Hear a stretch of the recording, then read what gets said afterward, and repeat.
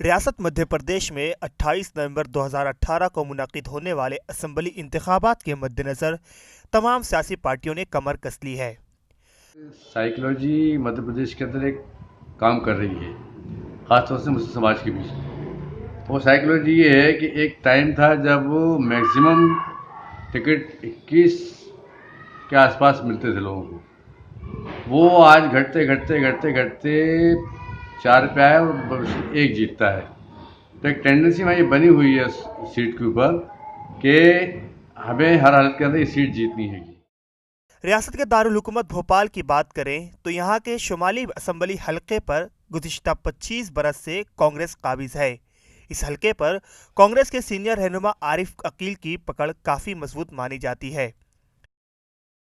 25 सालों से ये सीट कांग्रेस के पास है और भोपाल उत्तर एक ऐसा क्षेत्र है यहाँ पर हिंदू और मुसलमान सभी कम्युनिटी के लोग रहते हैं यहाँ पर। और इसके जो जनप्रतिनिधि हैं आरिफ अकील साहब, वो जनता से सीधे जुड़े हुए हैं। ये असेंबली हलका तरक्की की दौड़ से बहुत दूर है। यहाँ के लोग बुनियादी सहूलियात से भी महरूम हैं। इस सब का जिम्मेदार कांग्रेस भारतीय जनता पार्टी को मानती है।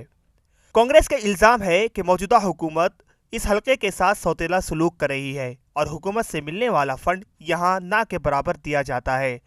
मकामी लोगों ने ईटीवी भारत से बात करते हुए बताया कि आरिफ अकील ने उनके इलाकों में तरक्याती काम किए हैं। मेरा नाम है साहब पूरा कमर वहीद, कमर साहब क्या कहते हैं मुझे।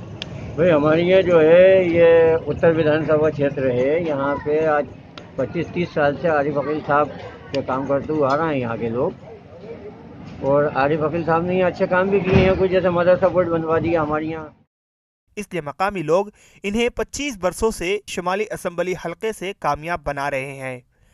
मकामी लोगों के मुताबिक आरिफ अकील मुस्लिम फ़िरक़े के अलावा दीगर तबकात में भी पसंद किए जाते हैं। ईटीवी भारत के लिए भोपाल से कमर गौस की रिपोर्ट।